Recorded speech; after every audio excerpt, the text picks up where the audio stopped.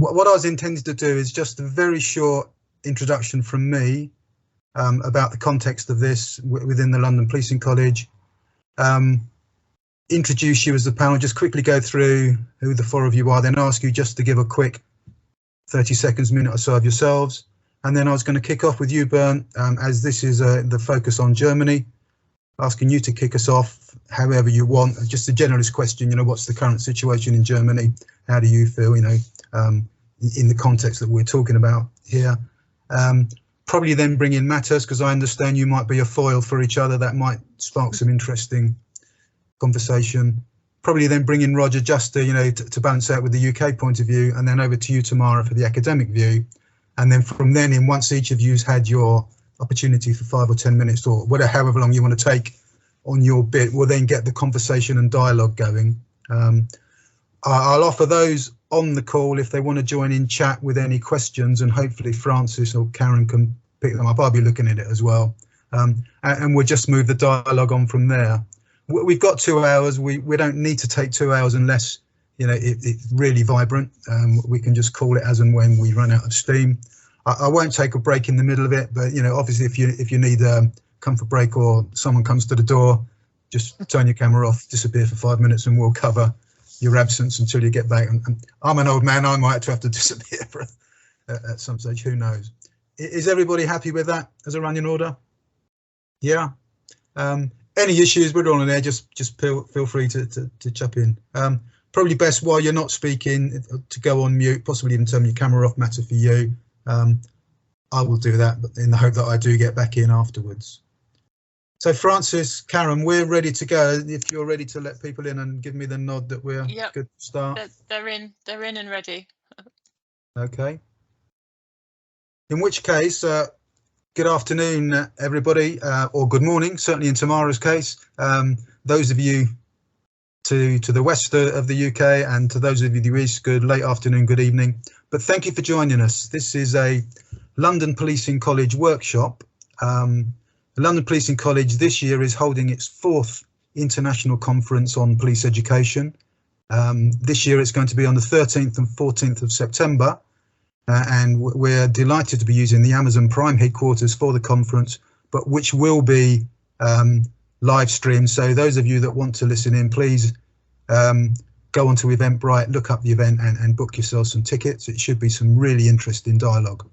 The theme of the conference this year for the overall conference season has been about looking at the Barber report in the UK, which has identified a number of issues, certainly in UK policing, that have been causing some concerns. And the kind of issues that we've looked at are leadership, technology, officer wellbeing, skills and education.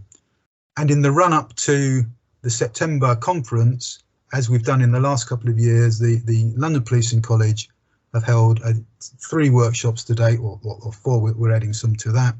We've looked at violence against women and children. We've looked at cybercrime, and 3 weeks ago, Roger Gom, who's one of our panelists, chaired a workshop on policing protest. And certainly one of the big issues in the UK, and not just around policing protest, is that certainly in this new, I'm going to call it this new woke environment, let's put it this way, but the police appear to be losing confidence, and in some eyes appear to not be doing the basics as well as they could be doing. And reputationally, that's causing damage to the extent that the Metropolitan Police, who certainly those of us have been in them, hold up to be one of the best police forces in the world, have been put on special measures. Now, those of you in policing, that's an agonising process to be put into, but it shows the state of the polls in the UK. And our conference this year is effectively looking at those issues, but trying to come up with some practical ideas and solutions that we can help the police, not just in the UK, but across the world, because I'm sure other people are struggling with the same issues. But as a police educational establishment, we're not looking for solutions that are going to cost millions and take years to implement. We're looking for some practical thoughts and ideas that we can discuss with policing colleagues around the world and say, you might want to look at some of these issues. So today's workshop, ladies and gents, is following on that theme. It's picking up where we left off 3 weeks ago in London, looking at policing in protest. But today we're turning the lens on Germany. and I'm delighted that we have a panel of four. We have Dr. Bernd Berger from the Department of Police Operations, the Institute for Further Education in the Bavarian Police. And Bernd's going to kick off in a minute and he'll introduce himself.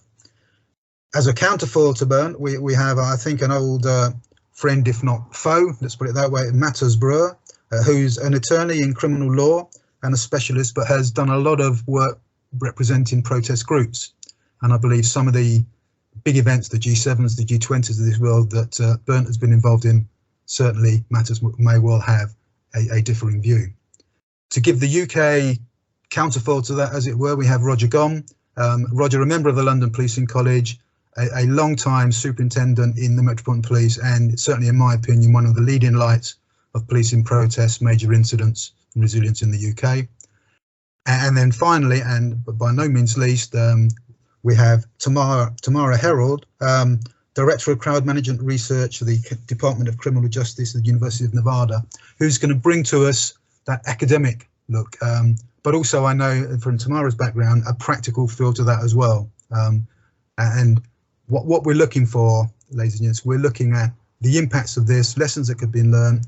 We want the policing aspects, we want the community stroke protest aspects, we're looking at technology, we're looking at training, we're looking at communities. So without further ado, if I can ask the panel just to briefly introduce themselves and then we'll get underway. For those of you on the call, please use the chat function. If you do have questions, we'll do our best to pick them up at some stage. We're going to run for 2 hours unless we run out of steam. But I'm going to ask, first of all, the panel to introduce themselves, starting with Bernd, if you would, please. Yes, hi, thank you, Bob, for introducing me.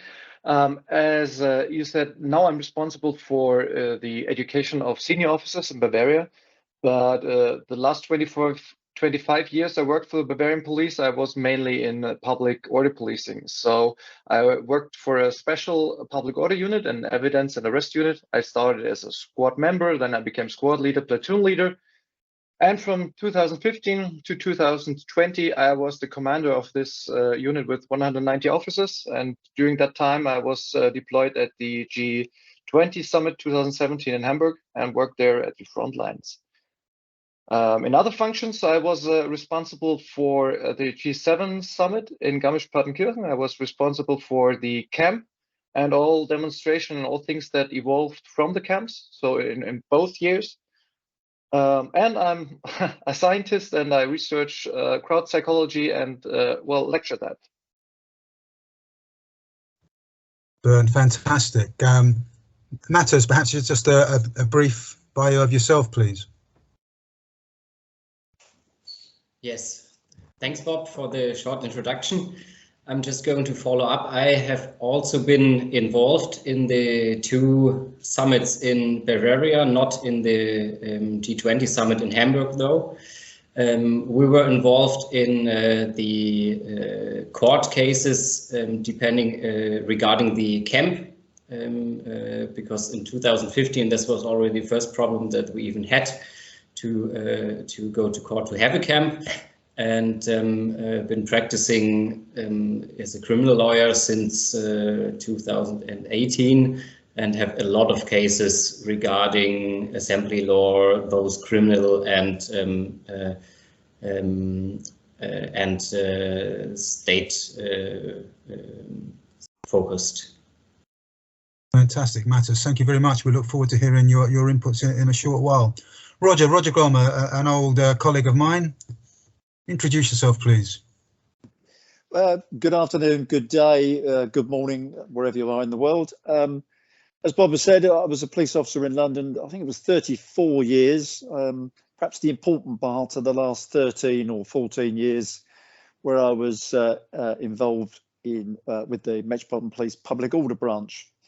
And I think Bob and I would both say we had the honour, really, to manage, command, all sorts of events, including protest in London. I also had the, I suppose, a privilege, really, of being able to not just go around the UK helping, advising, giving advice where we could, but also I visited quite a few other countries during that time. because it'd be fair to say that we learned a lot on that journey over those 13 or so years. Things like strategy, importance of getting that right, and what does that mean to the officer at the sharp end was always quite important to me. Since I've retired, I do a little bit of work. Bob would give you a few clues there around crisis management, resilience, and I've been to quite a few countries to talk about protests and the principles, or the operational principles, if you like, of policing protest and occasionally disorder. And if I get the chance, I'll expand a little bit on that. I did, as Bob said, I did chair last week's workshop 2 weeks ago. It was fascinating, and I'm really pleased we got a slightly different context here. I think that'll do, Bob. Thank you, Roger, as ever, and we look forward to hearing for your inputs. And then finally, we have Tamara, who I think it's probably early morning for you if you're back now on the West Coast. It's true. So good morning from the US. And Bob, thank you so much. It's an honor to be here with you gentlemen this morning and with all of our attendees. My name is Tamara Harold. I'm an associate professor at the University of Nevada, Las Vegas, and I am our director of our Crowd Management Research Council. And I've spent quite a bit of my career studying crowd psychology, crowd dynamics, and how we can better manage crowds of all sorts, so beyond protest crowds. But certainly, more recently, that aspect of my research agenda has become of interest to many parties. And so I've traveled the world working with agencies across the world on attempts to improve their crowd management strategies and how they go about policing protests. And so it's an honor to be here, and I'm happy to represent the academic side of the house. Well, and again, tomorrow we look forward to you, if doing nothing else, then be an honest broker against us former police officers, yourself and matters, with hopefully some contrasting ideas. Just by way of context, for those that don't know me, I'm one of the directors of the London Policing College, former Med officer alongside Roger for many, many years. And like Roger, I had the fortune of ending up being the head of public order for the Met, engaged in lots of those iconic events in London in the same way that Bernd's been involved over in Berlin and in Germany. And in terms of G20s, the G20 for me is still something of an albatross around my neck. I was the gold commander of that event in 2009, where we had the unfortunate death on the sidelines of the event of Ian Tomlinson, which in the UK spawned a series of reviews and literally several hundred recommendations around policing protest, which I then had to implement in the Met as some kind of reparation for my sins. But it kind of spawned in the UK the argument around your starting point of being peaceful rather than lawful, which engaged a lot of debate and still goes on to this day. But I actually think in some ways, and I'd be interested in Tamara's views as an academic, I think put UK policing on something of the back foot. You couldn't put your finger on it, but I think it's had an impact, and that impact might have been seen in the last couple of years in UK policing in terms of approach and attitude. So policing protest is a rich seam, and to get us underway now in our debates and discussions, I'm going to ask Bernd, not really a question, but Bernd, perhaps you could just talk us through the current structure for policing protest in Germany, particularly in your part of the world, but also how you think that's impacted in the last couple of years in this kind of changing global environment. Yeah, thank you very much. Well, I think we have one advantage we have in Germany or in Bavaria is that we have professional units that handle protests. I think that's a very essential thing, and because crowds are hard to read, you have to have a feeling for crowds, and you have to really know what you're doing when you're handling crowds. For example, if you have units moving very fast, if you have units making an arrest in a crowd, that is an interaction that might bring something up. And so in my opinion, it's very important that you have professionals that know what they are doing and that they are trained. And we are very, very glad that we have such professional units throughout all Germany. For example, in Bavaria, our regular public order units, they have a training time of 20% of their daily of their weekly hours, so 20%. That's good. And we have special evidence and arrest teams. That was the team I was working for almost 15 years. They have a 6-month initial training, and then they have 30% of their weekly workload for training. And this is very good, and I think it's really essential. And another thing is the special units, the officers stay at least 5 years.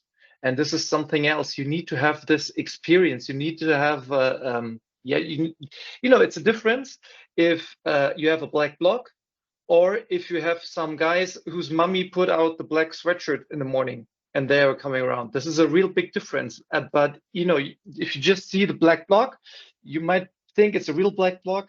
If you have the experience over the years, you know, these are just young guys and mommy helped them dress up in the morning. And this is very important because if you react as a police, there's an interaction. If you show up forces with riot gear, this will be perceived by the crowd. And it's very important to understand that why I think Tamara's part is very important and crowd psychology is very important. We need to understand as police how we are being perceived by the crowd and what that makes the crowd feel. Because, you know, a lot of them, they don't like the police. they are afraid of the police. And so we have to be very conscious what we are doing. And because, you know, having professional units, this costs a lot of money. And you asked for some things that could be implemented more easy. And this is where I could go over to Mattis very slowly and hand over to him, because I think another thing, and this is something you could teach by education and by experience, is that you see crowds not as a danger, but as a chance to show our public that we are feeling that good. And because, you know, if you have the mindset that a crowd is something good and we can show how good we are working, that makes you decide in another way.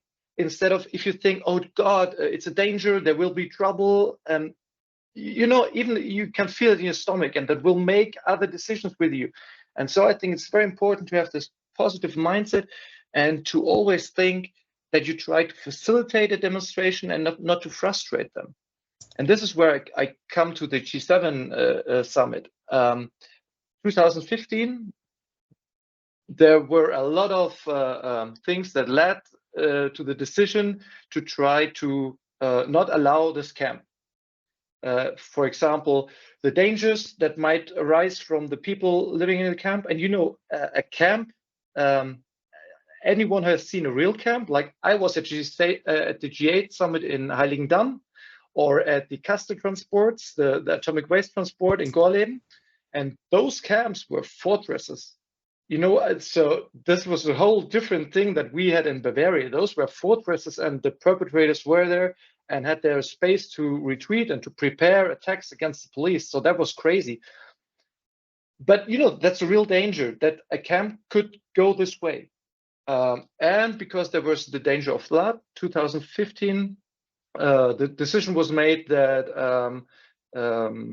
the authorities say we cannot have this camp there. The camp they sued, Mattis, you can jump in there, and they won, and the camp was there. 2022, the same situation, but this time, and the gold commander of the whole incident of the G7, he said, no, we don't want to frustrate them. We want to work together. We won't try this to forbid it. We will work together with them. And this is what I mean with you have to facilitate them and not frustrate them. Because, and this is the backside, if you decide this way, so if you allow this camp and you don't go the legal way, you don't say, oh, we forbid this camp, then you lose one reason, because just in case the camp goes south and there will be trouble out of the camp, you cannot say we tried everything to avoid this. So we didn't try to stop it from the beginning. We wanted to cooperate from the beginning. So for the gold commander, he has to have courage to say, no, we will work together and we won't even try to forbid this camp. So I think this year the strategy was really, really good.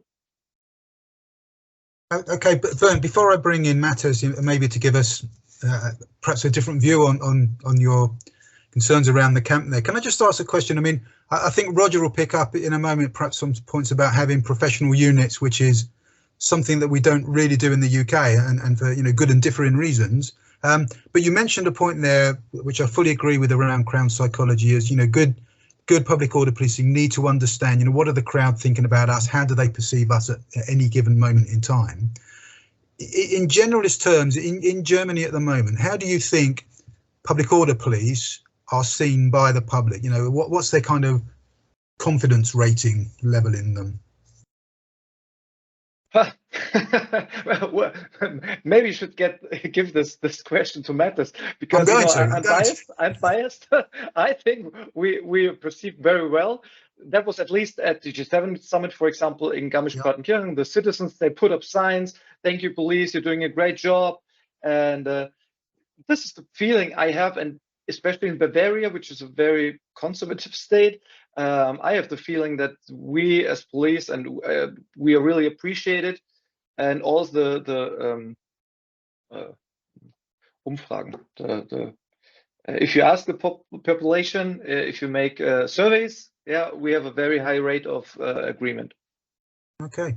Well, that's interesting, because in the UK, probably, I think the police are still relatively highly regarded. It's up in the 70s, which is quite high for most institutions. But in terms of public order policing at the moment, although I've not seen any real polls, if you were to believe everything you read in the media, the confidence in policing is low, really low, and almost seen as at times as inept. Either we've been or the police have been too weak in certain instances, allowing things to happen and get out of control, or they've gone in too hard and too heavy, most recently on Clapham Common, around the Sarah Everard case. So something that Roger and I used to take pride on of being, fairly high in esteem, seems to have dropped off, and that's one of the issues we're trying to get at. So that's why, really interesting input from you there. Matthias, can I bring you in there at that moment in time for your views, and particularly on things where you've seen the other side of those camps? So perhaps just starting, what's your view in the current, how do you think public order or public policing protest is seen in Germany at the moment from your side of the fence? I think you're on mute there. Now, thanks, Bob, and thanks, Bernd, for your perspective. I beg to differ, of course, in many points. First of all, in general, I cannot talk about the public perception of police. I have no experience in that. I can talk about the protesters' side and their view. And I think especially the specialized units Bernd was talking about are not perceived very well by protesters of many sorts, because it's already seen them accompanying protest is already seen as one step of escalation, because they don't do much of policing regarding the road direction or anything. They concentrate on arrests and if needed, forcefully forcing the protesters to do what they want them to do. And so they're not based on communication. If there is communication, it's perceived more from a top-down perspective than an equal communication. So that's why, from a point of view of chilling effect due to protesters, I think the attendance of those specialized units to protests, not talking about whether or not it's needed from a security perspective, but just talking from a perspective of the right of assembly, is already a chilling effect to many people.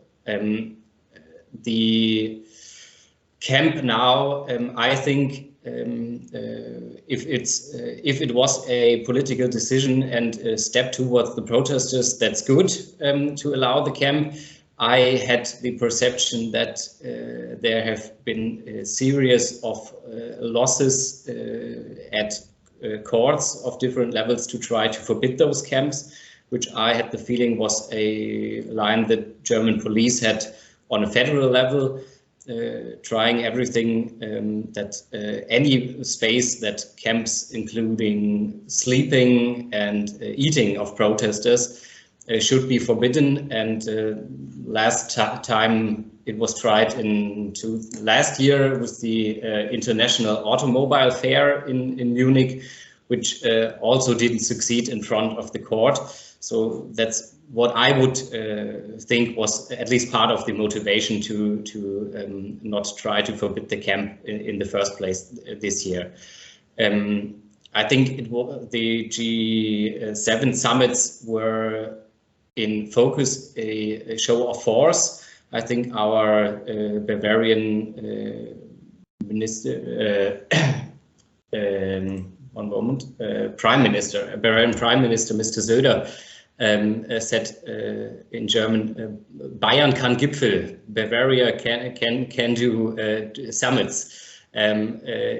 Afterwards, and I think you connected that with the statement, it's enough now, we don't need another one.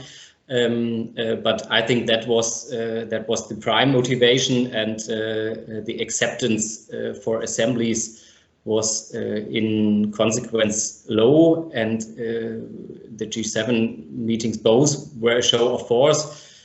2015, maybe one could say for security reasons and high expectations of what would happen there. 2022, I think it was clear that there wouldn't be protesters messing up on a federal level and coming to Elmau to protest there. Despite that, the protest close to the summit itself were very restrictive. People had to give their identities to protest in front of the summit itself. And I think that had a chilling effect on many protesters that had a reason to come there and take the right of assembly. So I would see that very critically. Matthias, again, some interesting points, and straight in with countering some of Bernd's optimism perhaps there, and understandably. Can I just pick up a couple of points? Perhaps we pick up them later if necessary, but you raised an interesting point for me right from the outset, where you said, I can't speak about how the public see the specialist police or protest police, but I can talk from the protesters' point of view. Are protesters not part of the wider community or public, or do we automatically see them as a subset when police and then people like yourselves are suddenly into two feuding camps as opposed to policing a wider community?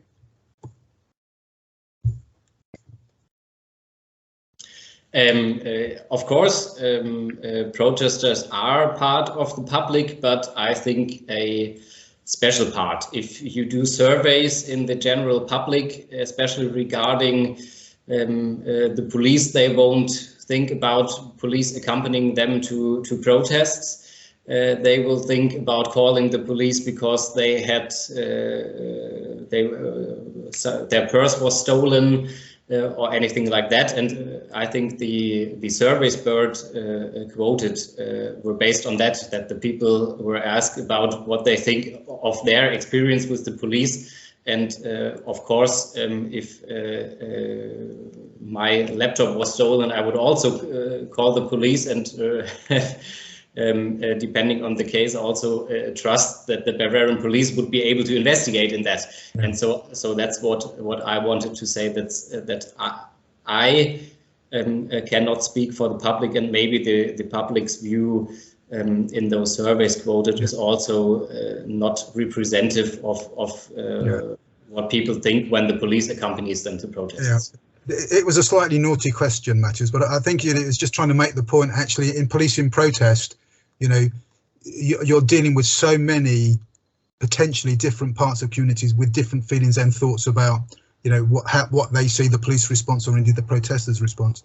Just one other point I want to pick up, because I think we need to come back to it later on. Towards the very end there, you were kind of intimating that maybe some of the forcefulness of the police response was politically motivated. You talk about the Prime Minister of Bavaria, and both Roger and I will know of the potential of political interference, of getting you to do things that maybe Bernd you didn't want to do, but the desire to succeed on behalf of your politicians, i.e. keep the summit safe, get everybody in and out on time, is a huge pressure.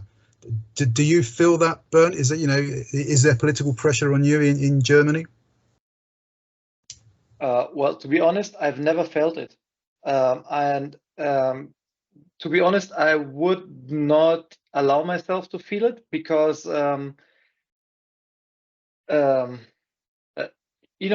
think I have to decide, and I have to do my job within the principles I have and within our without our laws. And of course, you can push the laws to the left or to the right boundaries. That's clear. You have always a kind of a room where you can decide. But I never did myself let influence by politics. Maybe because I am just in the, let's say, upper management. I'm not the top management. There are 3 more levels above me. But I really did never hear. It's very funny, because I have been in a lot of cooperation talks for the camp, for some demonstrations within G7. And there was always the talk by the protesters about the political pressure, and decisions from us were made from political pressure. I never felt this pressure. Never anyone called me, and neither the other guys who were sitting with me in those conferences. So, yeah. But it's very personal. You should ask the Chief Gold Commander. Well, there's an interesting point. I mean, I think that's a fantastic answer. And again, people listening in should have faith in people like yourselves as public order commanders that aren't influenced by that pressure. But my own experience, again, I never had a directive from a politician to do something.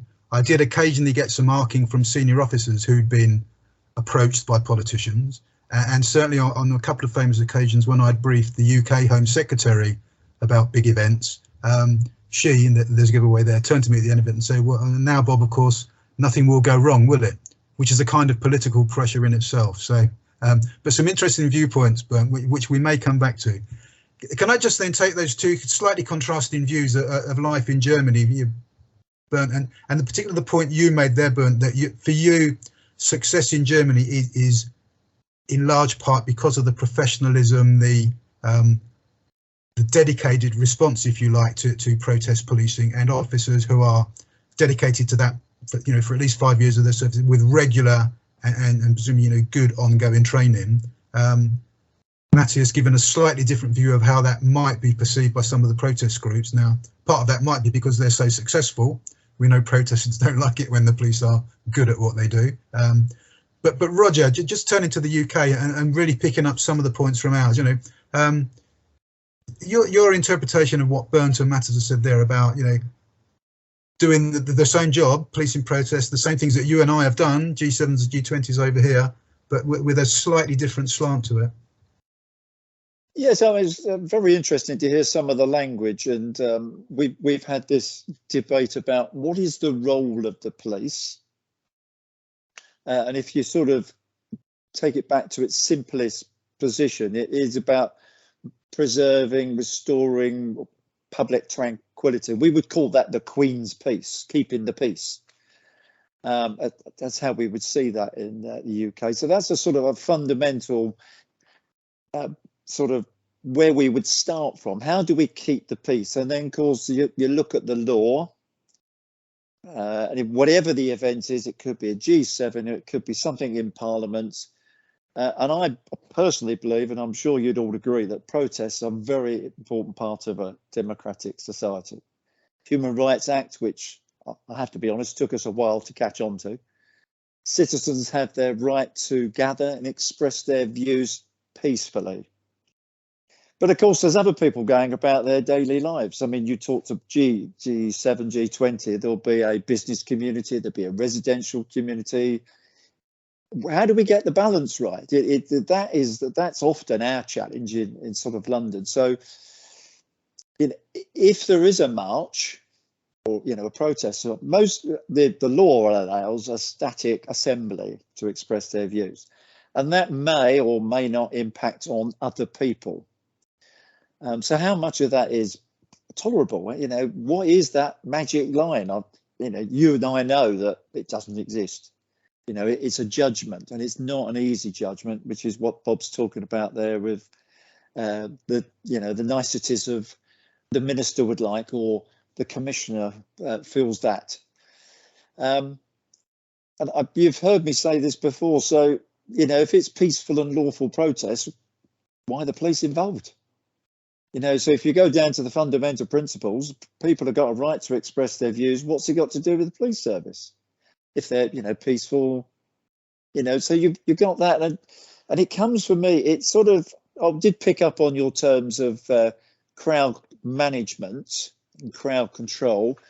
That's startling percentage. 20% of their time spent on training, I think, we in simple terms, we have in the UK, or certainly in London, what we would call our level 1 officers, who in Bob and I's day would have done 10 to 12 days training per year. So 1 day a month, shall we say? And then the level 2 officers would have done 4 days. I think that has been reduced significantly. The command team would have done, they would do a training package, and training is, they would look at all the levels of command and how it all fits together, of which I often played a part in. And then what we try to do in the UK is to give them the easy events first, because you don't want to be dropped in at the deep end on the I think they call it academically, Tamara, you would call this direct and indirect training. So the direct is the, actually they're doing it, whereas the indirect is the training, the seminars and the workshops and learning from others. We can't afford to put someone in at the deep end. So we needed to build up their confidence and their knowledge, training, experience, and it takes time. So for me, I can see some similarities, but also it might be the language of this control and management.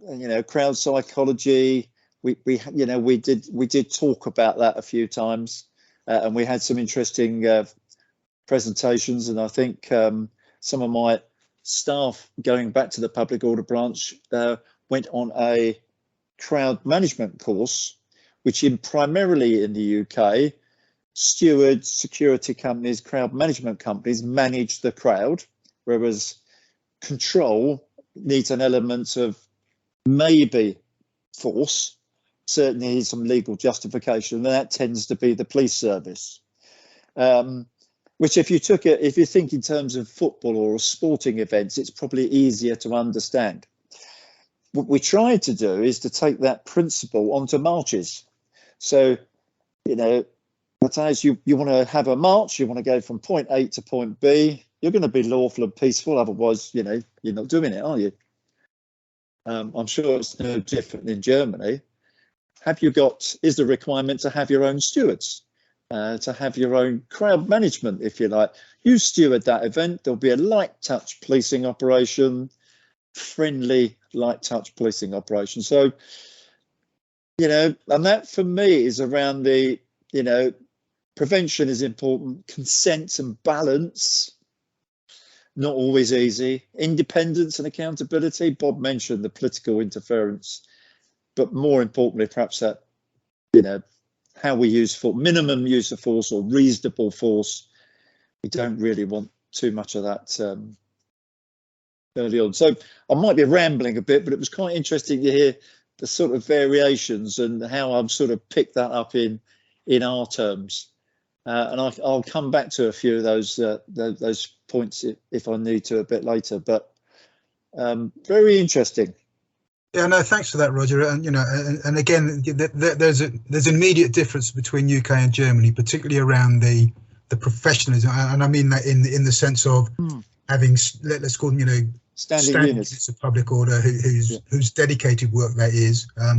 Interested in the chat there, Ulrika, who's works for the International Police Association in their training establishment over in Gimborn, and I'm sure you will know of Ulrika, many of you, has just put up that something like the police in Germany across the board have an 85% positive rating from the community, which is really high and really good.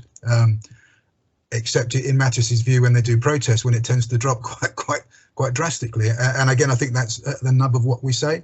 But just a quick sort of issue for you, Roger, before I move on to Tamara, because I'm fascinated in her views on all of this. You and I have often lamented in the past, and I don't think the UK could ever go down the model of having standing public order units. What would you do with them for most time? And the wider point that Mattis says, they're not working in the community. But certainly there are issues when it comes to command.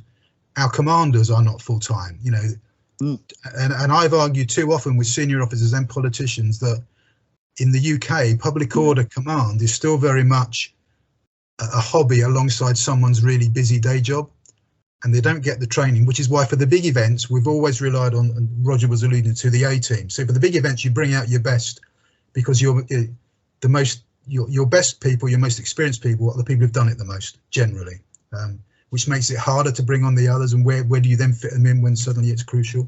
So, Roger, I don't know if you have a view on that.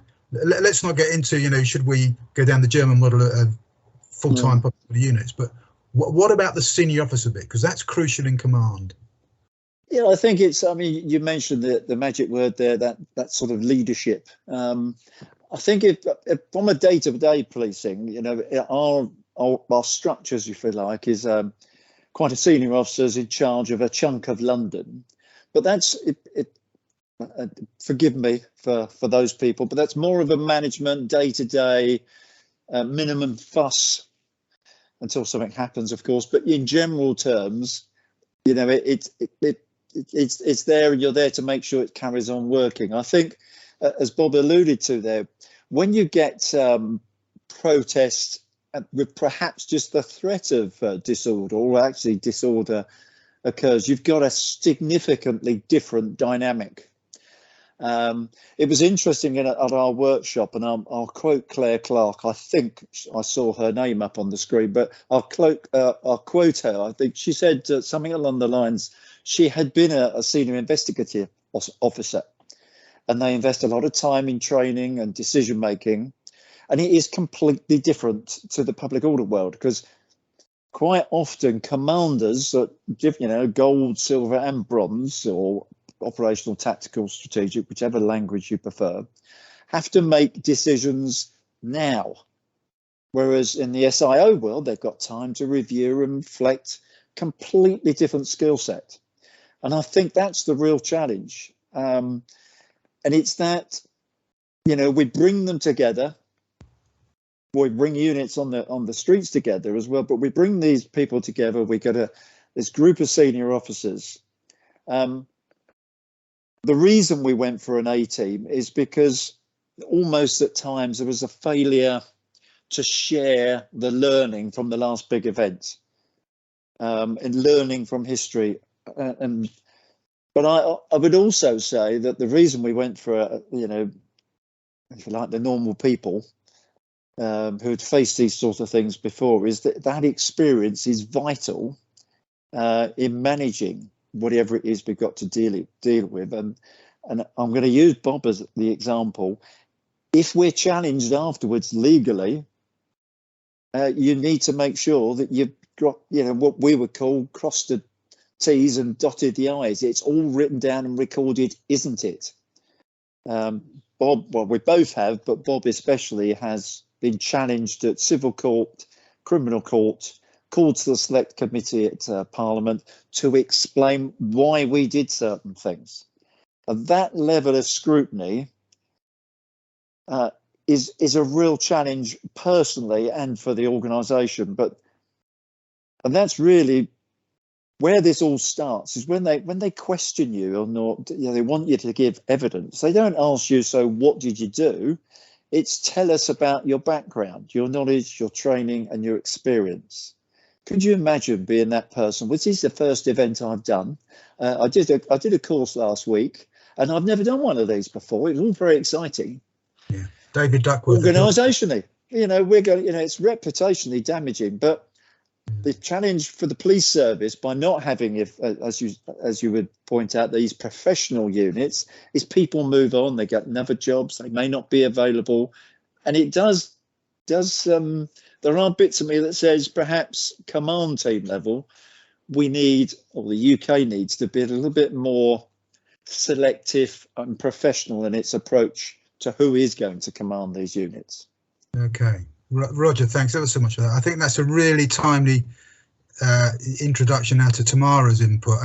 Tamara, we've heard some rich stuff there already from Bernd and Mathis about the German situation and how public order is managed and how it's perceived from the protest side.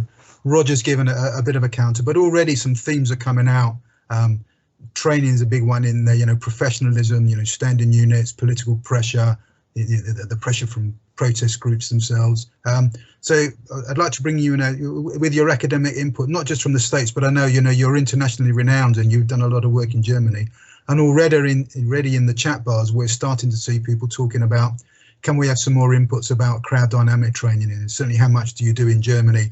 In the UK, we don't do anywhere near enough of it, in my opinion. That might have changed. So Tamara, over to you now. You've listened patiently to these four middle-aged guys, you know, swinging the lamp about how we used to do things, you know, and Bernd is still doing them. What's the academic view of all of this?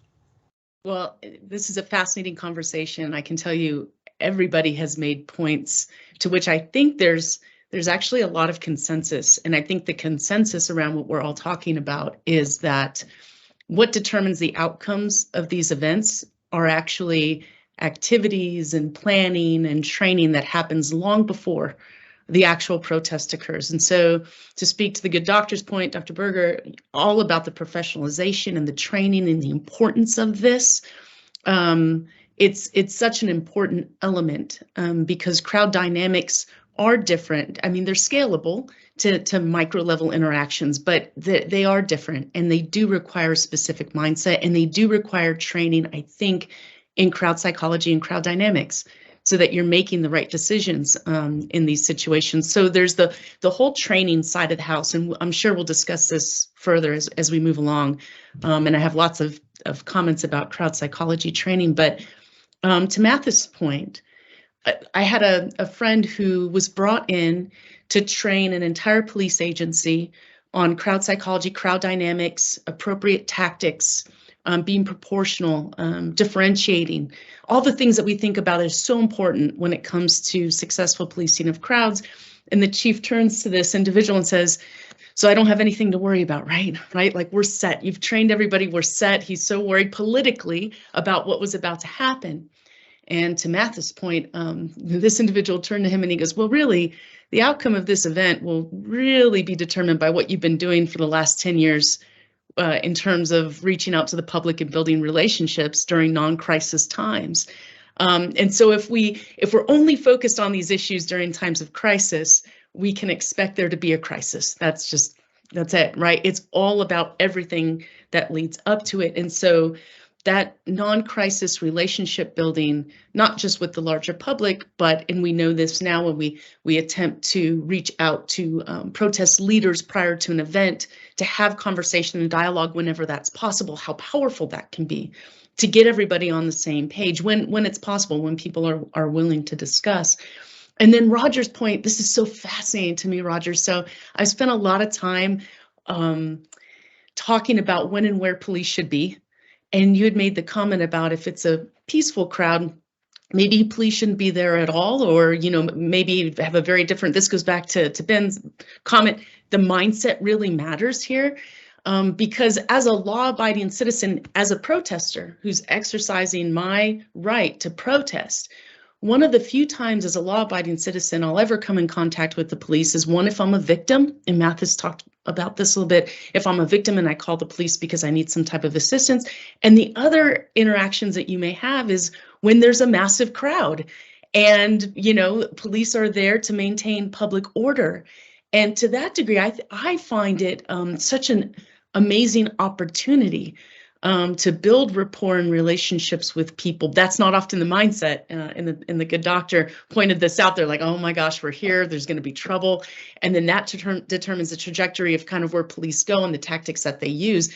But to the degree that we can shift that mindset to this is an opportunity for us to engage with people we wouldn't normally have the opportunity to engage with, and do that, I think that would shift a lot of both tactics and how we prepare for these events and so on and so forth. So just a few comments on everything that's been discussed so far.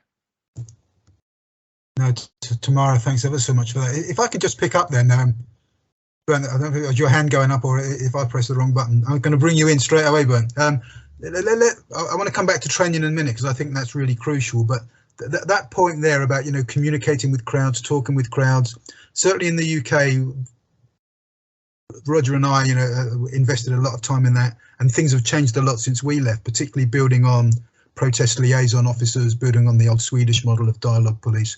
I just want to bring Bernd in and then Matthias, because I think it may be an opposing view. Bernd, how in Germany do you go about that communication with event organisers, protest organisers, and protesters themselves in the event? And then I want to see if there's a contrast from Matthias, whether what you're saying is reflected in what he feels from the other side, as it were. That's probably the wrong terminology, but forgive me.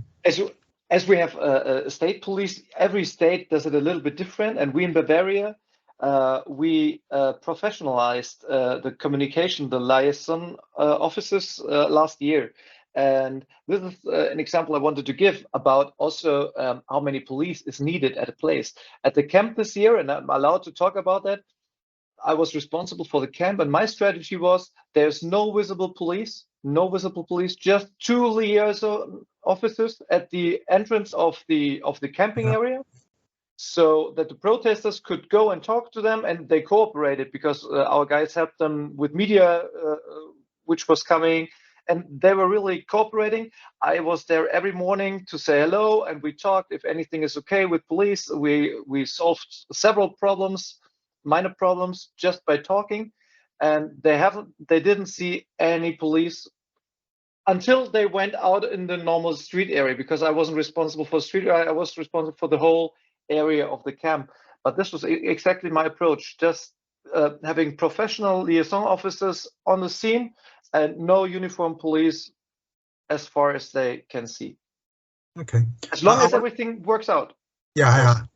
Exactly. I just want to bring Matthias in a minute, but just want to perhaps put a slightly different view. You know, from experience, you know, having managed a number of events, you know, a lot of them with Roger and others who I see on the line there. I think that engagement with the protest group, the event organizer, whatever it is, and it's not just protest, it's about all sorts of things, but let's stick to protest, is essential and has got a lot better, certainly, you know, in a UK context, improving all the time. But from my own experience, 80–90% of, you know, groups that we work with were generally reasonable. You know, you could have a decent dialogue. You could say to them, what do you want to get out of this? We'll allow you to have X amount of time. You can do this. You can see Parliament. You can rant and rave as much as you like. But roughly 2 or 3 hours, you're going to go. And most people were fine with that. They were happy they'd made their point. This is where I want to bring Matthias. I do think there's always a hardcore of protesters who will never see that. They'll never accept that. They want stuff that's beyond the law. Potentially, most of them, you know, particularly when we get into the anarchist groups, they want to storm Parliament. They want to burn it to the ground. They want to damage it. So there's always going to be a friction at some of those really top-end events. And I think the G7s and the G20s bring that out, because I suspect that, you know, Bernd, you weren't dealing just with German protesters.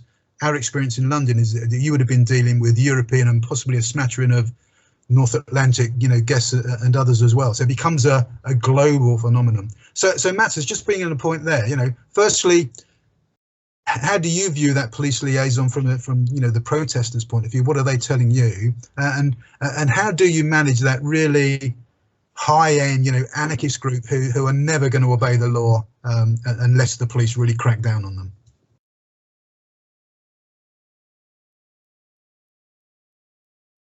Mute again. I'll manage next time.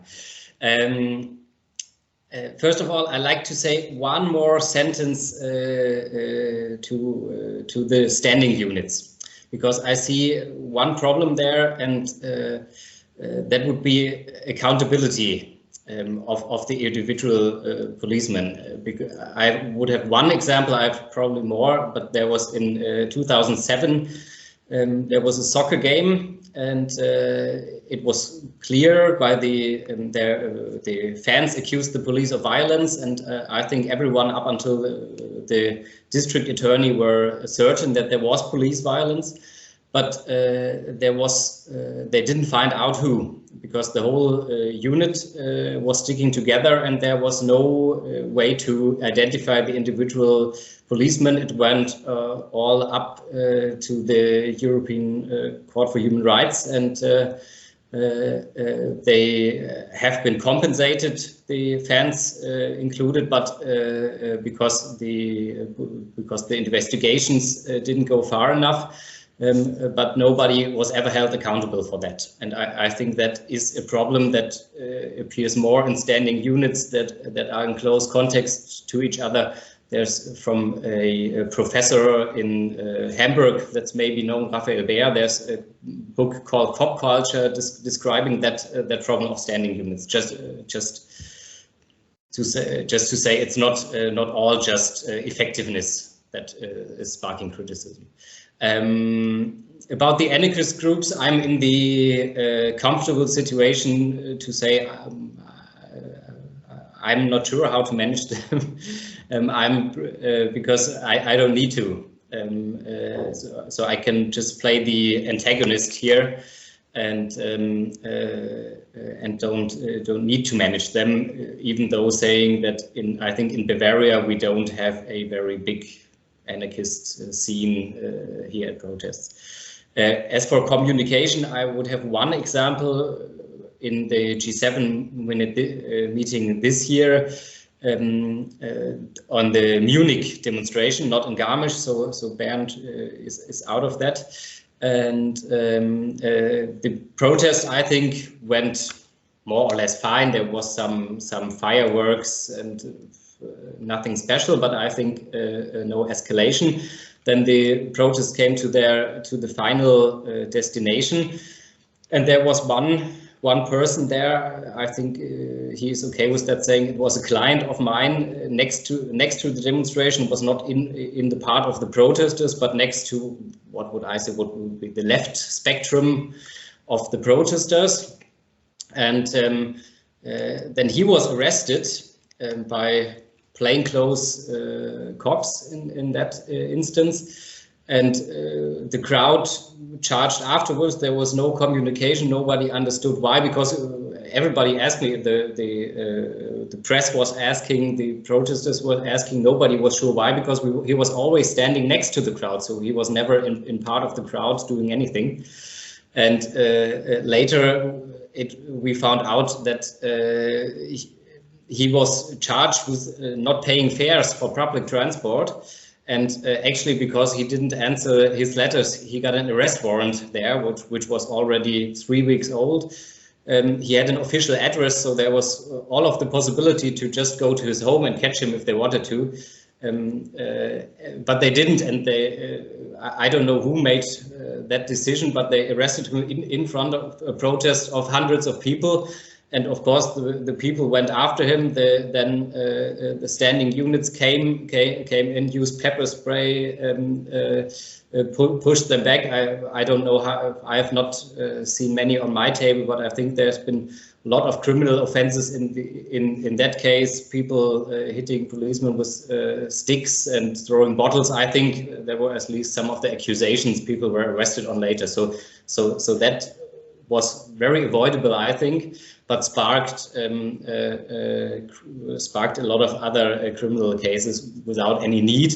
And I think even if the communication would have just been, as I know him, probably if they would have just approached him and say, yeah, there's an open arrest warrant, there could have been the possibility, of course, that he runs away and tries to flee, but I think the chance would be high that he just goes with them, and all of this escalation could have been avoided.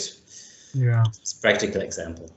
I think, Matt, that's a really good example how just one small part of, of a much bigger operation is going to pick up the negative publicity. And quite right, that probably should have and could have been addressed in a different way. But for me, it's just an example of the challenges of public, policing protests, because everything that's being done is happening in that public domain. It's happening in full view of everybody else. Most other policing issues don't. And as Roger said, with investigation, you have time to manage it. Protest, you're there at the forefront. And one thing, if you look at the death of Ian Thomas at the G20I was actually on the periphery of the operation, although it involved officers on it. But it developed this huge storm that led to a lot of change. So that for me is one of the challenges and one of the reasons we need the best trained people, senior officers we can, managing these events at every level.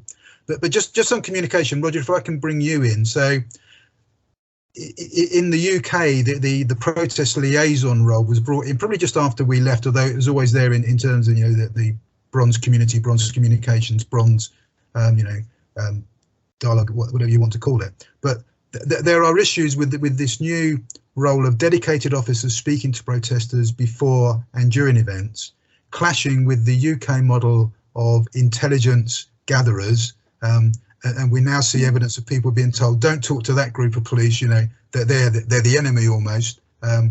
Speak to this group, and de facto, now a fear coming in that your liaison officers are sometimes now seen as spies, with a community hat on, but actually trying to gather intelligence. How do we manage that kind of issue? Well, I think the principle of these protest liaison officers, which, as you said earlier, we sort of developed having seen what they or learned from the Swedish police, and I think it's the right thing to do. And to a degree, we used to do it before and after, but it's the during bit that we learned. So, we're putting, if you like, a uniformed police officer alongside the organizer of the event or the organizer of the, and the key people. It has actually, I do remember some of the benefits for us, because one of the challenges is if we have a protest march and you decide you want to stop, we are often a bit worried about the middle and the back stretching out a bit, because we're holding up traffic and interrupting London's life. So we just want to concertina it in a little bit. Having someone there to say, we're just holding here because there's a bit of gap, half a mile back. We won't be here for long. They're looking at it on the cameras just because it's causing some disruption. That was really quite beneficial. But of course, police officers are police officers, and selecting the right people to do these jobs it is perhaps important. And it would be interesting. There's a number of our colleagues, I can see their names online. I'd be interested to see what they think of that, because on the other hand, we also deployed uniformed forward intelligence teams actually to go out and obtain evidence. Now, the protesters, well, the vast majority of the protests were not bothered by these people, despite them wearing a vest to say, I'm a forward intelligence officer, sometimes with a camera. They were obviously looking for key members of the group, trying to give us information about their intentions. And that often led to a bit of conflict. So you've got, if you're a liaison person, you've got your forward intelligence person. There's some challenge of communications within our own police service, if you like, how we deal with our own command team. It might be interesting to see what some of our comments we get from our colleagues. But whilst you're on communications, Bob, I think from our workshop, I'm just looking at my notes. I think communications was and always will be a key area. If it goes wrong, it's often the thing that gets pointed out. But I think there's about 4 bits of it. I think it's communication internally within the police is really important. So they understand the time you used to spend on briefings. Do you really understand what it is we want your boys and girls to do? You've got, then you've got communicating with the protesters, as we talked about, communicating with the media. What a challenge that was. I mean, you probably recall the time we got some of the journalists to come and talk to us, or to the command teams. Then finally, which I found was fascinating, it's about how we communicate with the general public, including businesses, about what we're doing and the disruption it's likely to cause in advance, and then try to explain ourselves afterwards, which is very easy to say and extremely difficult to do.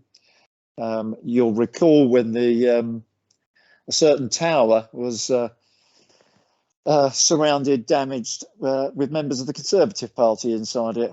How many times did I have a trip down there to explain, that wasn't part of our plan? But it's headlines straight away, and we're always fighting the headlines. Okay, Roger, again, thanks for that input. So tomorrow you've heard kind of three, not contrasting views, but views about the importance of police liaison, particularly with protest groups, before, during and after. What's your viewpoint? Are police doing enough? Could we be doing more? Are we getting it wrong? I think we can always do more. I don't think we'll ever stop the dynamics of crowds and how cultures shift and change, and the expectations of police and how we view the role of police in society means this job will never be finished. I think one mistake that we're making, and I touch on this a lot when we talk about police reform in the United States, is that we often focus on what we don't want police to do. So we spend a great deal of time thinking, legislating, focused on the things that the outcomes that we don't want to see. And that is critical. We must do that. But if in our focus on what we don't want police to do, we fail to really specify, flesh out, discuss what we do want police to do, we miss the opportunity to do great things in this profession. And so I call this non-aspirational thinking, right? It's just a lot of reforms focused on, again, the things we want to restrict rather than thinking, what is it that would just be, what would be the ideal outcome here?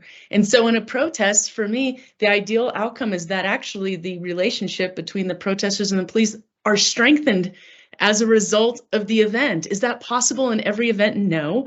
But if you go in without that mindset, that is our goal, to demonstrate that we are here to facilitate this assembly, that we're here to protect these constitutional freedoms, these freedoms that in the rights of individuals, that is our goal, that is our purpose, that is our focus.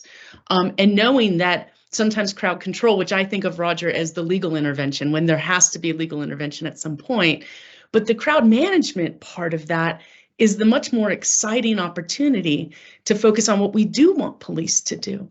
And so as Mathis said, there might be an event where the police aren't doing anything to facilitate traffic or to facilitate safety when they could serve as the public servants that are helping to facilitate, then we're missing those opportunities. So I think being aspirational and thinking through what we want our outcomes to be is really something. It's a big mind shift in policing. And I know the gentlemen on this call who've been in policing understand this. And this really came out of, it was a Las Vegas New Year's Eve event that I was witnessing. And I watched Las Vegas Metro push through the crowd, knock people left and right. And I thought, oh no, there's going to be a riot. Like that, people are going through, there's, Vegas Strip, people are spilling drinks and it's a mess. And these officers are being so forceful. And I watched them do what they had to do. Again, legal intervention that had to happen to stop harm. But then when they came back out of the crowd cheered. And I thought, how did that happen? How is it possible that this went in? And I went down and spoke to the unit commander afterwards, and he said, oh, I have a very, very specific goal. I want the crowd to cheer whenever we do our jobs. And he had a very specific communication strategy that all of his officers used as they were pushing through the crowd, going back to the importance of communication, which was basically, we're so sorry, keep partying. We're here to facilitate this party. We just have to get to the bad guy and we're going to get out of your way. And they had this, and they were all basically yelling the same thing so that the crowd, although they were inconvenienced, said, oh my gosh, what's going on? What is the harm? What is the threat? Then they see them handle the bad guy, come back out of the crowd, shut the gate, and everyone cheered. And that's just an example of aspirational. And obviously the dynamics of every crowd do not permit us to maybe have these really wonderful positive interactions even when we have to intervene. But if we don't plan for those ahead of time and the possibility for those interactions, then we miss that opportunity. Tamara, that's a really fascinating input, and it reminds me of some of the learning we got when we were doing the London Olympics from our colleagues in Canada. And they, doing the Winter Olympics, they had a disastrous first 3 days. They got a lot of things strategically wrong, and they were having, for want of a better word, the rednecks coming in from the mountains into Vancouver. They'd hired the wrong type of pop groups to play sort of the nighttime concerts, and it became a nightly punch up, really quite vicious, quite violent, and clearly not what you want during the Olympics. And after 3 days, Bud Mercer, who was the overall commander of the Mounties, effectively, got all his guys together and his girls and said, right, it's now going to be a high five policy. We're going to go out and we're going to high five everybody. Kind of exactly what you're saying there, and that turned their attitudes. And I want to bring us on to training in a minute, but I see, Bernd, you've got your hand up there. So is there a point you want to bring in there? Yes, exactly, because this rounds up to the thing you asked about the anarchy groups, how to handle them, because a crowd, there is no thing like one crowd. Those are several groups, and there is this one group of perpetrators, of possible perpetrators. And if we communicate, if every police officer, not only the liaison teams, but all officers smile, are friendly, this interaction is being perceived by a lot of people. They won't be able to make one crowd against the police. So it's very important how we as police act and how we communicate, how we are being perceived to prevent those anarchists to get the might of the crowd. Yeah. And so our role is the most important one, and we are the professionals, so we have to fill that out. Absolutely right, and I want to move us on to training now, but just taking that, if you like, as a bit of a link, and I'm kind of sitting here thinking, okay, so it's great, let's have some aspirational things in policing protest, let's get the officers to smile, and I then just think of myself going back to the public order training branch and saying to these burly great police officers, saying, guys, when these people are throwing all types of stuff at you, just smile at them. You can imagine the kind of response we got from time to time, which is when people like Roger had to come in and calm the officers down, let alone the protesters. But on to training, and I was really taken, Bernd, by and almost jealous about the level of public order training, protest training that your specialist officers get in Germany, because it's way above, as Roger said, what we get in the UK, and probably we need more.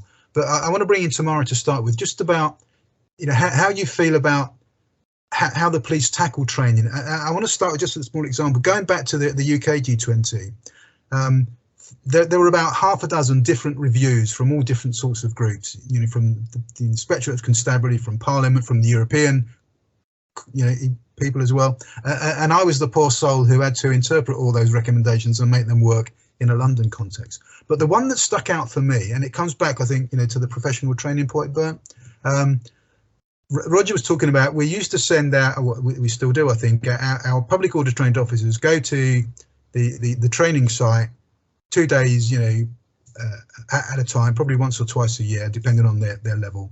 And as soon as they arrive, we put them in public order kit with NATO helmets, flameproof overalls, run them around the site, throw petrol bombs and bricks and all sorts of stuff at them. The glaring recommendation that always sticks with me is that, a group of outsiders, so not police officers, came in and said, why do you do that? Because surely if you send those officers on training and throw stuff at them, when you put them out in the field in that kit, they're going to expect to be attacked. So you're immediately putting them into that wrong mindset for managing crowds, totally against what you've just talked about there, Bernd, and totally against, I suppose, your aspirational bit. And that for me was a wake-up call, because for many years, I've been hugely proud of the training that we did and Roger was part of, but it was like a light bulb moment, thinking, oh, maybe we're getting this wrong. So Tamara, are we getting our training wrong? How do we get the aspirational bit that you moved in, which is, I think, is a great idea, but a really difficult concept to grasp and train in a short window of opportunity? Yeah, absolutely. And this is complex, and this is why we need true professionals engaged in this work, because this is very complex work. And I will just make the statement that if someone is hitting me with a stick or throwing a bottle at me and I'm expected to smile, that is unacceptable, right? That is not the time. And again, going back to, it's everything we do beforehand to set up the conditions for things. But somebody once told me that officers make bad decisions when they feel like they're out of options, and that is training. So if their training has only taught them to duck and cover and dodge bricks, that's the tool that they have in their tool belt. And this goes to the doctor's point.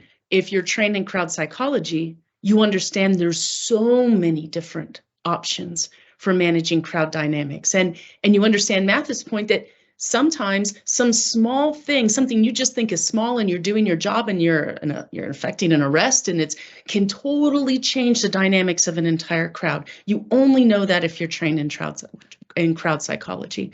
And so to the degree that we are training all officers, because all officers will interact with crowds at some point, but you know, whether or not you have professional teams or specialized teams to deal with this, in crowd psychology, officers will have more tools in their tool belt, and they're less likely to make that decision that then escalates the crowd, or make that bad decision that catches the headlines, you know, that becomes fodder for the media, that, you know, harms police public relations. And for those of you who've had the training in this area, you understand the importance of integrating this.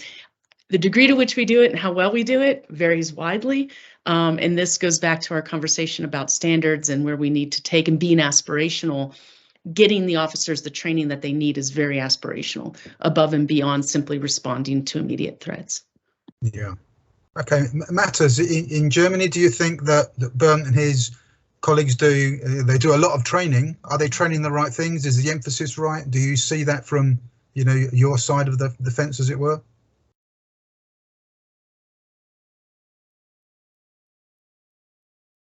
You said you were going to get it this time. You didn't. Press the button. You're on mute. Press the button. That's a tough question, because I don't have any practice in the training Bernd is involved in, and my view of what happens at the protest is limited. My feeling is that it differs very much between the chief policeman in charge, what kind of strategy is being taken place, especially with the specialized closed units and the normal standing units. There isn't much of a communication as I perceive it.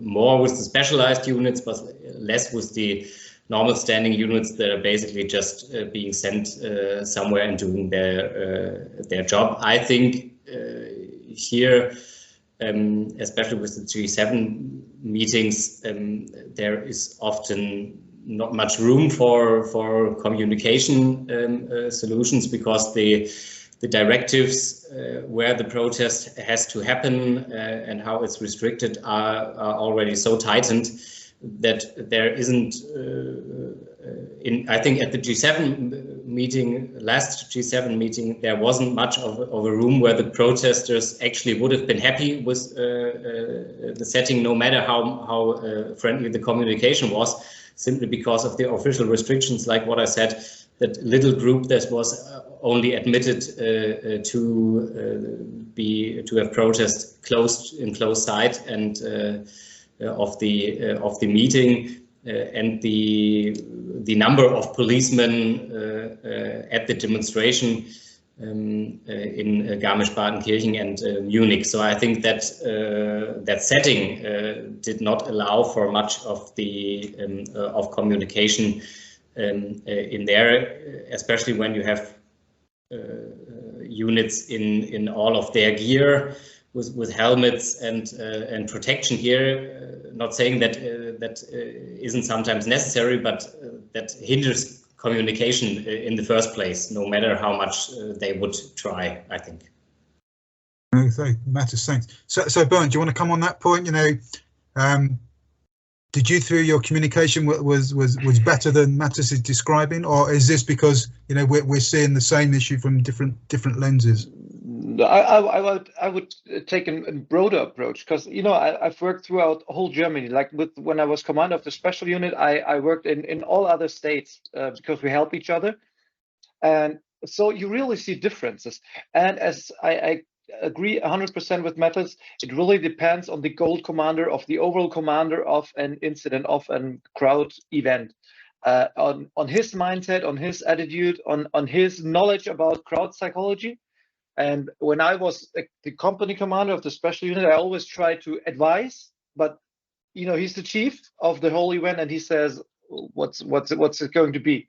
So I think there is room for improvement, and this is, for example, why my presentations on this topic, on crowd psychology, I do them throughout whole Germany, because I have the advantage that I'm also an experienced police commander on the street, so I can, you know, they believe me when I talk about what I'm saying, that we should smile, because, you know, I was the commander of the, like, from Mattis' perspective, might be the bad unit, you know, the strong big arrest units.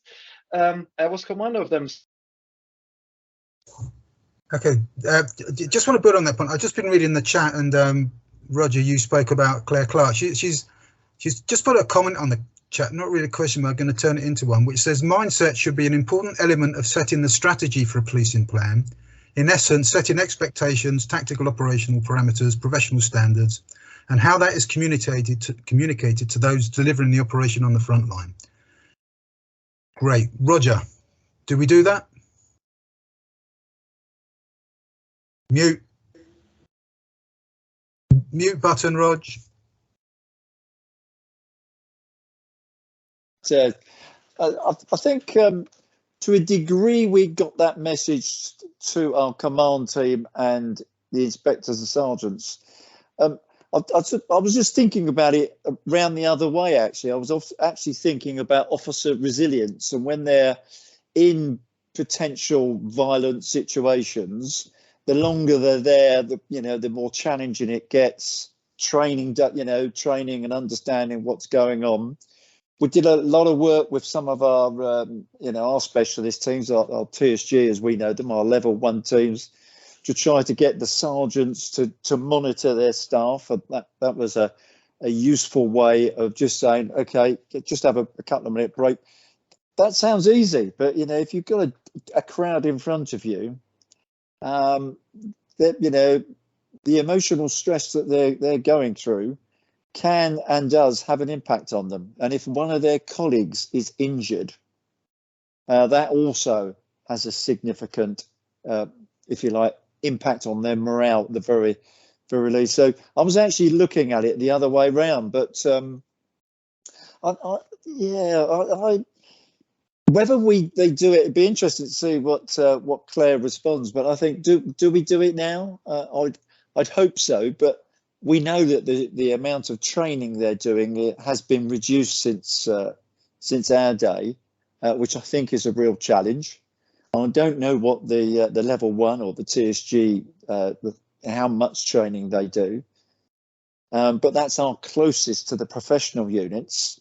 They used to get a lot of complaints. We did a lot of work there about ensuring that those, you know, they thought about what they were doing. But it's also interesting. I've been to various other countries around the world, and I often reflect how professional our boys and girls appear and are when they're responding to these things. If you go to certain countries, and I'm sure you've seen it, Bob, it's use of minimum force. I could even go to one European country where that doesn't exist. If the mayor says clear the street, that's the law. The street will be cleared. You know, we see these things on the television. Absolutely. You know, my current work in Beirut is pretty much like that. But moving on, Bernd, you got your hand up there. Do you want to respond to Roger at all? Yeah, I would like to respond to Claire, because, you know, it's really hard to get your mindset down to the street.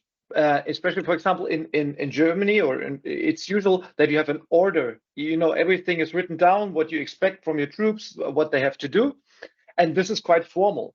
But this time I wrote my mindset into this formal thing, which some people looked kind of funny at me. They thought I went crazy. But I can cite from that, and I give you those three sentences because I've written this in my book, and I took it from my book and put it into this graphical order for the camp. And I stated, we expect all deployed officers to be friendly and courteous to all people, regardless of which group they belong to. Any positive interaction is expressly welcomed. We focus on cooperation and communication with all groups and participants from the very beginning. The use of tactical communication with and without loudspeakers, as well as dialogue policing, enjoys the highest priority. We do not take any measures without justifying them, if necessary afterwards, and will announce and justify any measures beforehand as far as possible. We cooperate on an equal footing and use our authority as a last resort. The same applies to the use of force. Communication, cooperation, and persuasion are the means of choice. The highest value is placed on creative solution of conflicts and avoidance of negative stereotyping. And when my troops came in for the briefing, they said, well, I told them, hey guys, this is the order, I wrote that there. You have any questions? Or I wanted to explain what I want from them. They said, hey, we don't need that. We got your point. We will be very, very nice to all people. And yeah, perfect. Thank you. That's it. Everything was said, and they knew my mindset. And you know, I can be nice, but I can look very, very bad. And they knew that they wouldn't mess up with my philosophy. I want that to be in place, and they knew that. Bernd, for me, as much of what you're describing there is around really good, strong, firm leadership, perhaps with a bit of that aspirational twist that Tamara's talked about, which, from experience, we see in some of the best public order commands, UK, Europe, other parts of the world I've seen. A question for you, Tamara. So how do we encourage the best leaders, the most charismatic people into public order policing? Because one of my concerns in a UK context, and Roger and I have long had this debate, in the UK, we don't have these standing units. We rely essentially on volunteers, and for a lot of people, actually doing public order stuff is actually counter to your promotional aspects at times, partly because you're working almost every weekend that God gave you, but also you're putting your reputation and your force's reputation on the spot every time you do a job, and it only takes one or two to go wrong, and suddenly your standing can go down. But how do we attract the best leaders? Because for me, training isn't everything. You need really good people from the outset that you then improve with training and skill sets. But you need the Bernts of this world and the Rogers, that may I say, that are charismatic leaders in their own right, and many others, the Claires of this world who are listening in. How do we attract them to public order? Is it the same across the world? Is it? Bob, if you figure this out and you call me, we will change the world. This would be the most exciting thing ever. And I can tell you, in the States where we have 17,000 police agencies, very few of which are in these major urban environments where you even have the opportunity maybe to have a separate unit or a specialized unit to handle this. It is quite the challenge. And I see a few of my colleagues online. I wasn't monitoring the chat, and so I apologize, but Jeff and Tony, who I've worked with for many years, to try to illustrate the usefulness of being well trained in this area, to professionalizing yourself around this, just to open people's mind to the need for training and the need for more education around this issue.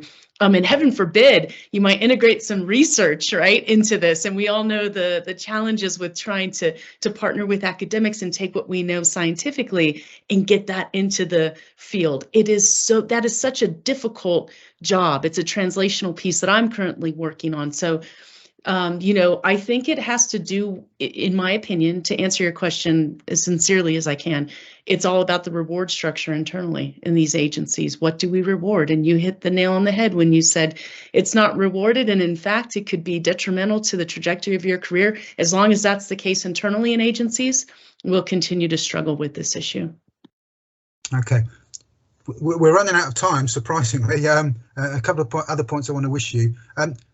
Tamara, one of the key points, you know, the key ethos of the London Policing College is about education, and we are always looking at how can the police better use is the wrong term, you know, but work with academia to get, you know, people like yourselves making us think and act and work differently, you know. And I know certainly just from my own aspect that I've worked with many a colleague who, as soon as you talk about, you know, academics and professors coming in, they're just what do you know about policing? You know, it's all done on the front line. You know, nobody got hit over the head that didn't deserve to be hit over the head. That kind of attitude, you know. So how do you and your colleagues, you know, how do you operate? But how do we get the best out of, you know, our academics and actually work better together and feed off each other?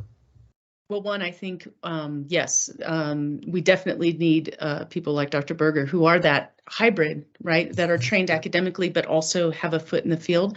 I think it's about, we call it translational criminology in the States, where we actually translate what we've learned scientifically into actionable, you know, takeaways that people can really use. And so for me, if I'm sitting down with an agency or I'm working on training, you know, I have 3 or 4 things that I say, if you align yourself with these principles, and here are some case studies, here's some examples of how to do it, you're more likely to have the outcomes that you're seeking. And we, you know, we have a problem in the States where we'd rather litigate than legislate. So we don't have a lot of standards. We just wait for someone to sue someone, and then this causes a crisis, and then there's change. And it's a terrible way to go about being a profession, right? That shouldn't be the way that we approach this. We should integrate science with what we're doing in the field. But I think it's finding the right partnerships and the right messaging, and you know, having people, thought leaders like yourselves, and doing more of things like this to help bring this out here. I will say one of the things I saw in the chat, just very briefly, I think it was Jeff who had mentioned, you know, Mathis being invited to some of these trainings. I was just up at the Ontario Police College in Canada, and one of the things that they're doing when they develop a new policy or new training is they develop these communities of practice that really focus on what is the knowledge, what's the skills, and what's the attitudes that officers need to approach their whatever it is that they're being faced with. I would say mindset rather than attitude, but I thought it was brilliant. And part of these communities of practice involve bringing in individuals like Mathis who have this wider view, right, of what's going, bringing in protesters, right, to help formulate, and it opens up those lines of communication, help formulate some of our, you know, movement going forward. But again,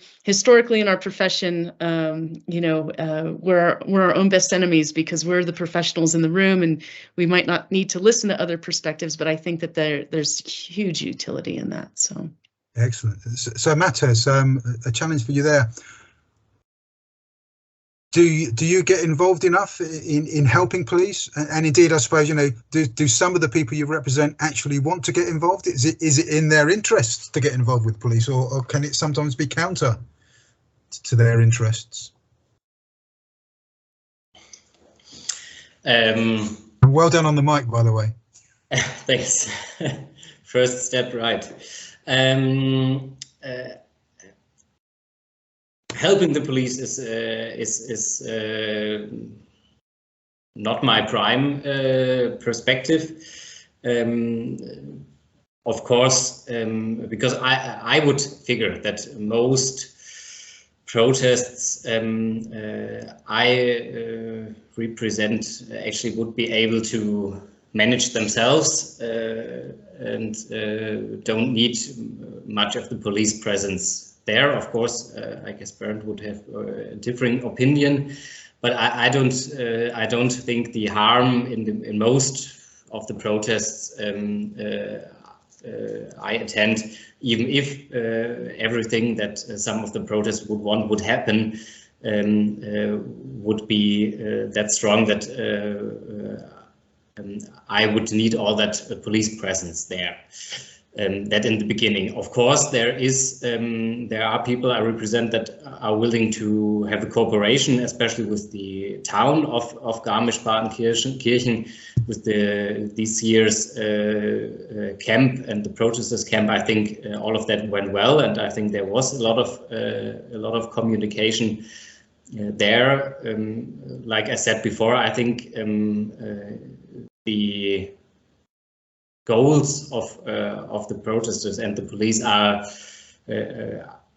I think, we don't get together in many points here in how we want the protests to happen and how the police acts here.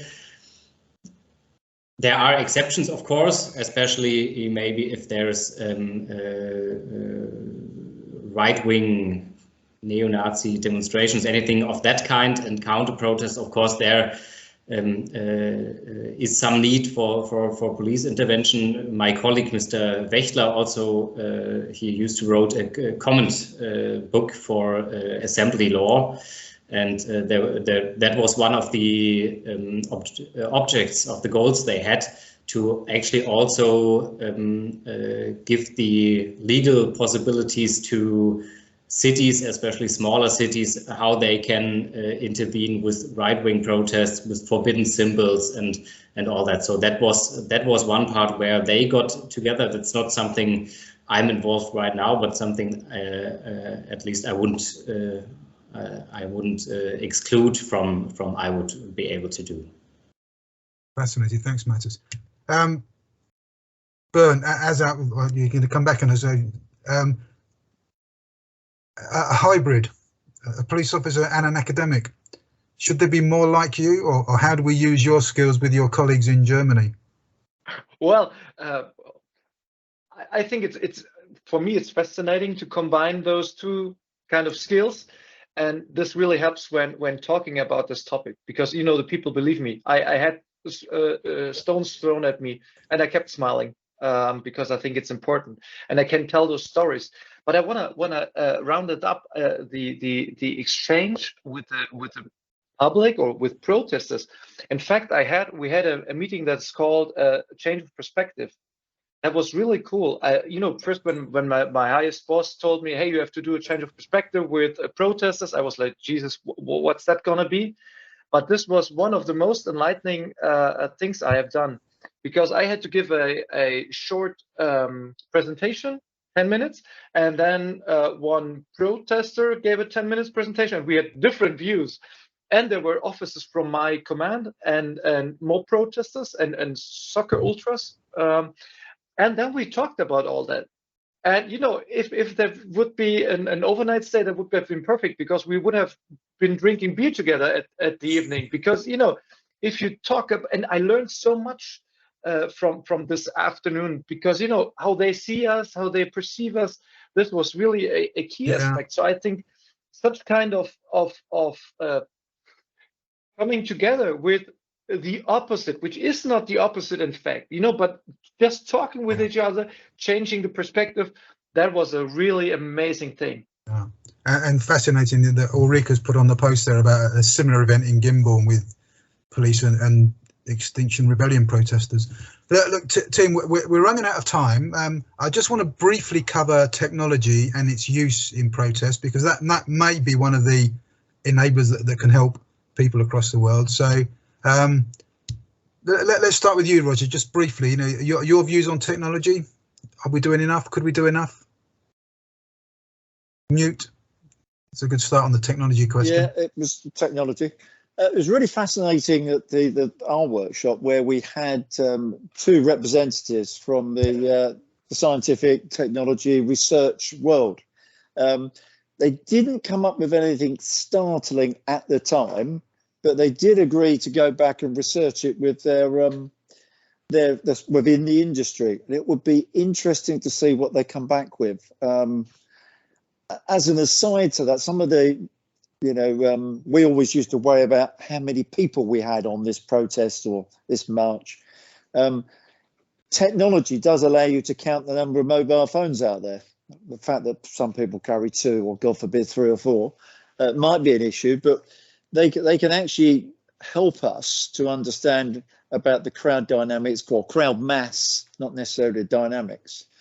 Monitoring all those messages. If you reflect back to the August riots, when messages were being used to plan the next day's events, were we able to manage and monitor that effectively? I don't think we were, and therefore we missed there was a huge gap in our intelligence. Yeah.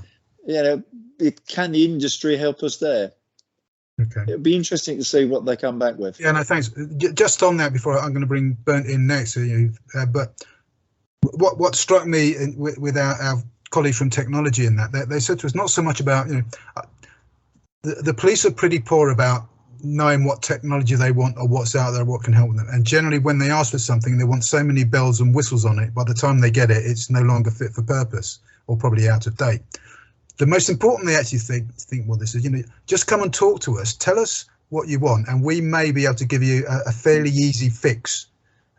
So Bernd, your use of technology in policing protest in Germany, what are you doing out there? What can we learn from you?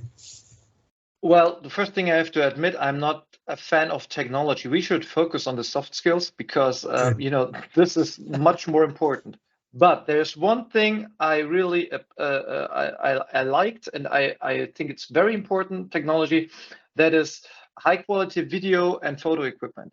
Because with our evidence gathering teams, if you have a perpetrator in the crowd who throws stones, who does anything else, it's very important to have really sharp photos and videos to make to persuade the judge that he did the job and to make Mathis' job harder to defend those guys.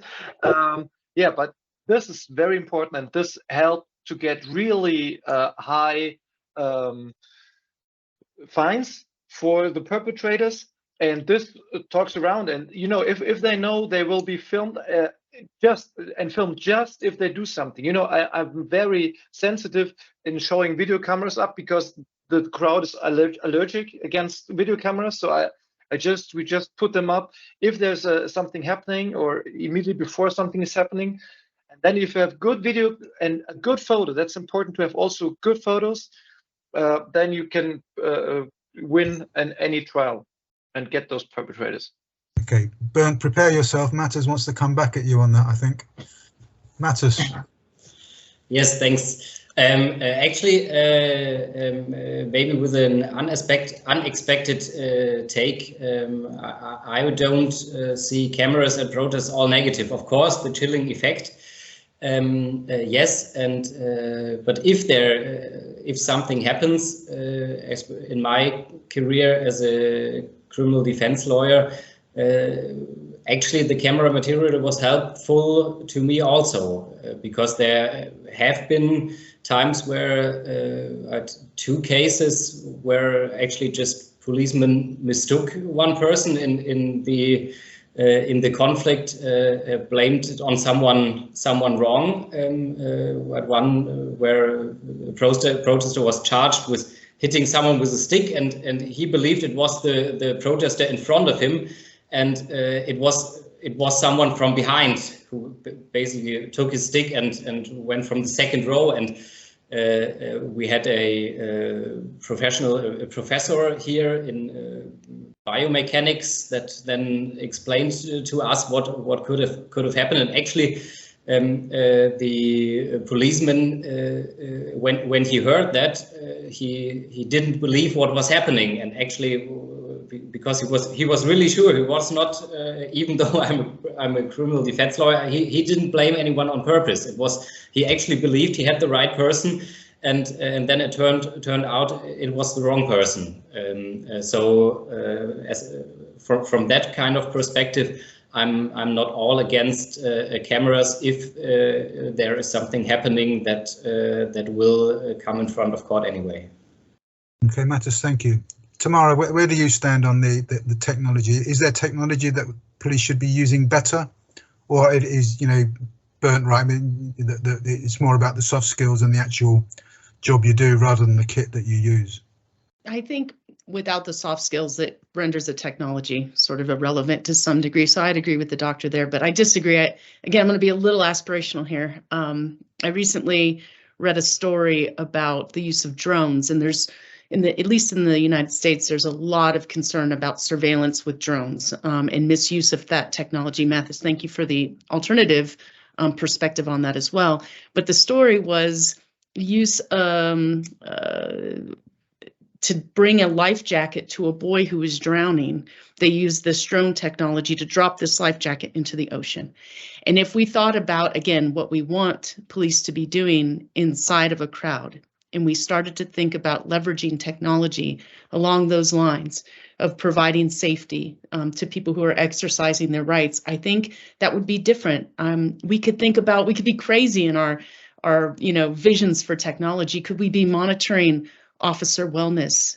Would there be indicators that suggest somebody shouldn't be on the front lines anymore, right? Because an officer's heart rate or their reaction or whatever's happening to that officer, that maybe that person needs to be relieved.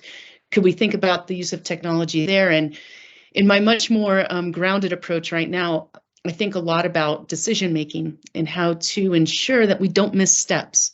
So think about aviation, right? When a plane takes off, if I always joke with people, if your pilot's not using a checklist, I don't care how many times they've flown that plane, get off the plane, right? It's a very complicated piece of machinery, and checklists are critical. And they've used the checklist manifesto. The book talks about the use of checklists in trauma ERs and how it improved patient outcomes.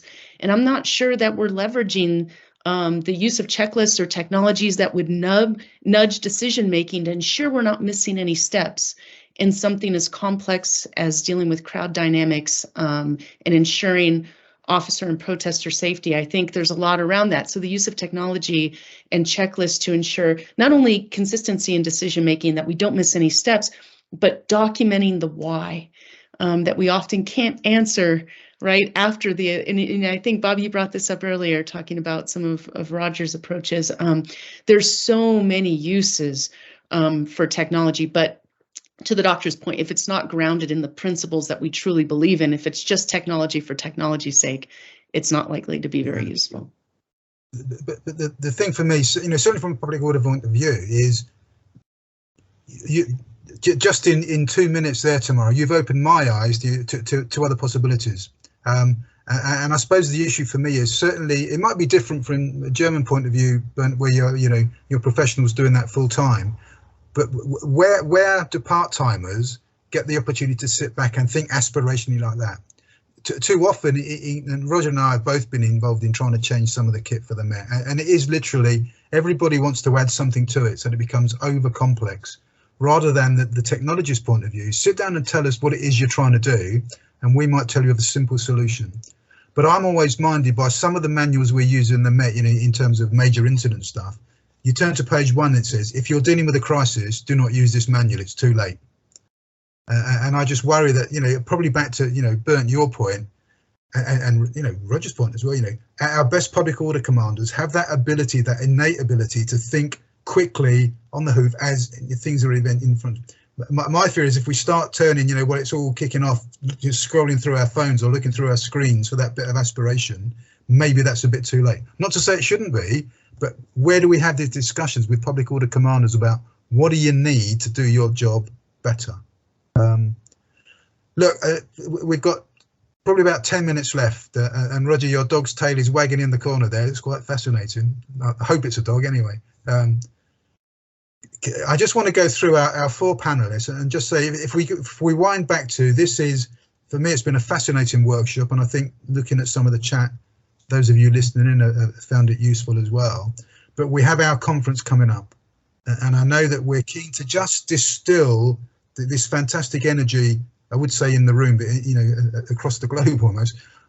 What ideas have you got? What simple things can we do that we can take into conference from a policing protest point of view, and maybe discuss further and firm up? Because I know, Bernd, I think you're going to come over and join us. It would be great. Roger will be there.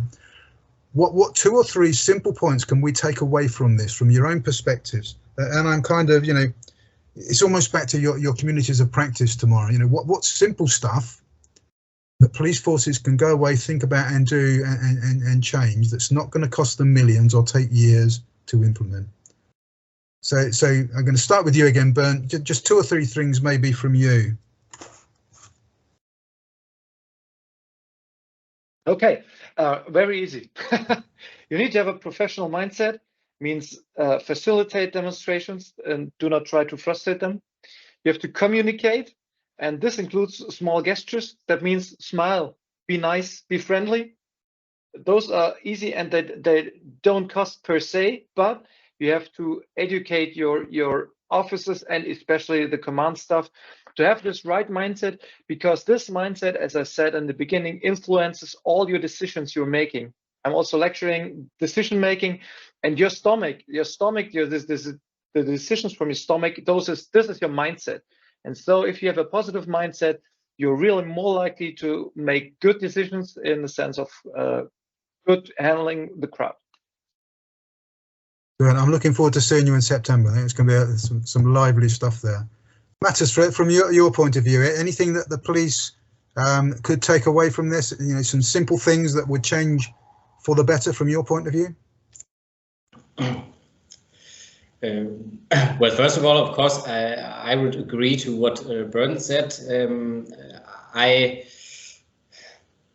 feel insecure about making any advices, because I'm not into policing, neither on a scientific part nor in a practical part. I think for a successful demonstration, it's important to know when to intervene and when to maybe just let an assembly go take its place, even though it might have smaller violations. But like I said, I'm not in the role. I'm very happy that I was able to maybe bring in some critical points here, and also I found the discussion fascinating. But I can't give any more advice than that. Matters, I think you underplay yourself there. I think